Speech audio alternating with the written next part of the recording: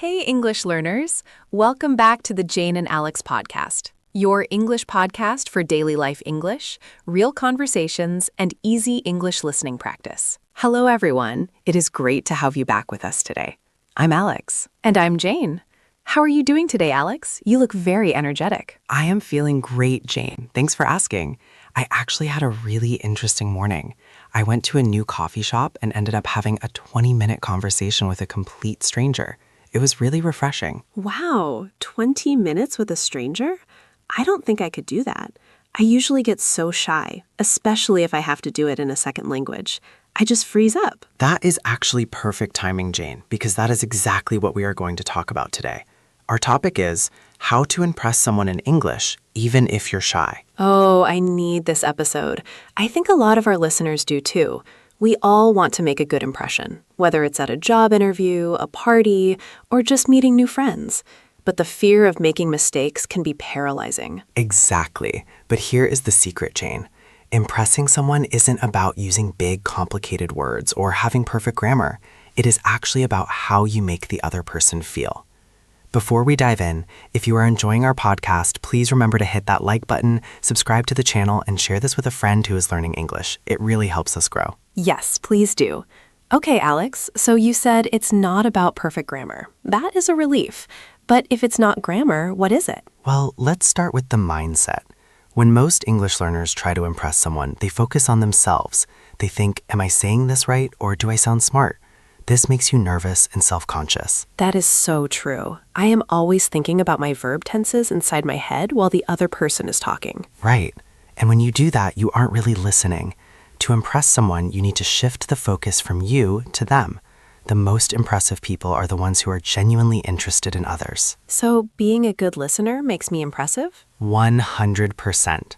Think about it, Jane. Who do you like talking to more? Someone who talks about themselves for 10 minutes, or someone who asks you questions about your life and really listens to the answers? Definitely the second person. It feels good when someone wants to know about me. Exactly. So step one to impressing someone is be an active listener. Use your body language. Make eye contact, nod your head, and smile. In English culture, eye contact is very important to show trust and interest. I can do that. Smiling is easy. But what do I say? I can't just nod my head for 20 minutes. No, you can't. You need to use what we call active listening phrases. These are short phrases that show you are following the story. Things like, really? No way? That is fascinating. Or, I see. Oh, I use really a lot, but that is fascinating sounds much more advanced. It sounds sophisticated. It does. Let's practice. I will tell you a boring fact about my day, and you try to sound impressed. Okay, I'm ready. So yesterday, I finally organized my bookshelf by color. No way! That is fascinating. Did it take a long time? See? That was perfect. You made me feel like my boring story was actually interesting. And you did something else very important there, Jane. You asked a follow-up question. Did it take a long time? Yes. Asking follow-up questions is the superpower of shy people. If you are shy, you don't want to talk about yourself, right? Right. I want the spotlight on the other person. So keep the ball in their court. Use the WH questions. Who, what, where, when, why, and how. But here's a pro tip. How and why questions are usually better for deep conversations than where or when. Can you give us an example? Sure. If you say, where are you from? I answer, I'm from Canada. Conversation over. But if you ask, how is living in Canada different from living here? Now I have to tell a story. I see the difference. The how question opens up the conversation. It makes the other person think and share more feelings. Exactly. And when people share their feelings with you, they feel a connection. They walk away thinking, wow, Jane is such a great conversationalist, even if you only spoke 20% of the time. That takes so much pressure off me. I love that strategy. Okay, so we have active listening and follow-up questions. What about when I actually do have to speak? How can I sound impressive then? Let's talk about compliments. Everyone loves a compliment, but generic compliments are boring. I like your shirt is nice, but it's not memorable. So how do I make it memorable? Try to compliment a quality or a choice rather than just an object. Instead of saying, I like your shirt, you could say, you have such a great sense of style. That shirt looks amazing on you. Oh, that is much better. It feels more personal. Or if you are talking to someone about their job, instead of saying, that sounds like a hard job, you could say, You seem very passionate about what you do. That is really inspiring. That is really inspiring. I love that phrase. It's such a powerful way to lift someone up. And that is the key, Jane. People will forget what you said, but they will never forget how you made them feel. If you make them feel inspiring, interesting, or funny, they will be impressed by you. You know, Alex, sometimes I worry that my vocabulary isn't big enough to say these things naturally. I get stuck looking for the right word, and then there's this awkward silence. That brings us to a very important point, vulnerability. A lot of learners try to hide their mistakes or hide the fact that they are learning, but actually being honest is very charming. Really? I thought it made me look weak. Not at all. It shows confidence. If you forget a word, don't panic. Just smile and say, "Oh, my English brain is taking a break today. What is the word for," or "I'm still learning. How do you say this expression?" My English brain is taking a break. That is funny. It breaks the ice. Exactly. It shows you have a sense of humor and you aren't taking yourself too seriously. People respect that. It is much better than staying silent and looking terrified. I guess it makes me more relatable.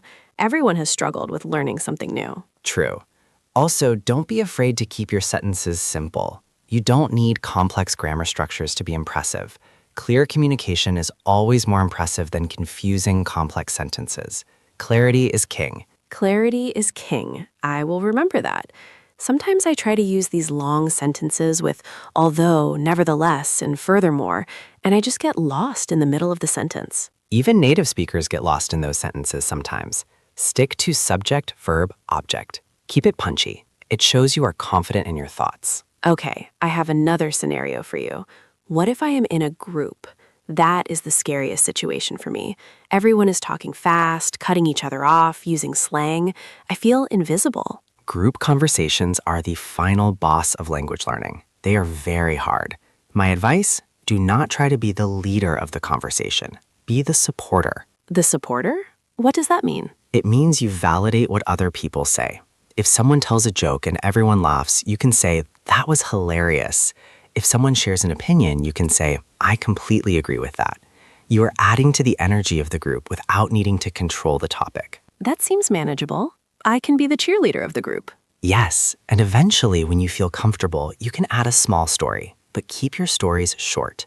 Think of it like a tennis match. Hit the ball, then wait for it to come back. Don't hold the ball for 5 minutes. That is a great analogy. I tend to ramble when I'm nervous because I am afraid of the silence. Silence is okay. It gives people time to think. Confident people are comfortable with a little bit of silence. Let's talk about body language a bit more. You mentioned eye contact. What about other things? I have a habit of crossing my arms when I'm nervous. Crossing your arms is a natural defense mechanism, but unfortunately, it makes you look closed off or unapproachable. It sends a signal that says, stay away. Oh no, that is the opposite of what I want. Try to keep an open posture. Shoulders back, arms relaxed by your sides or using hand gestures, and lean in slightly when the other person is talking. It shows engagement. Leaning in, got it. It's like saying, I want to be closer to your words. That is a poetic way to put it, Jane. Also, mirroring is a subconscious trick. If they lean back, you lean back. If they smile, you smile. It creates a psychological bond. I have heard of mirroring. It's like a dance. It is, but don't be too obvious about it or it gets creepy. Okay, I will try to be subtle. So Alex, to summarize, impressing people is really about making them feel good, right? That is the core of it. Let's do a quick recap for our listeners. Okay, number 1, shift your mindset. Stop worrying about your grammar and focus on the other person.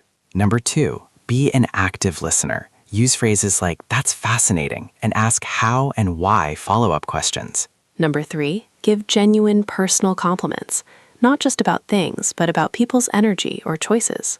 Number 4, be vulnerable. If you make a mistake, laugh about it. It shows confidence. And number 5, watch your body language, open posture, eye contact, and smile. Perfect summary. You know, Jane, the most impressive thing about anyone is authenticity.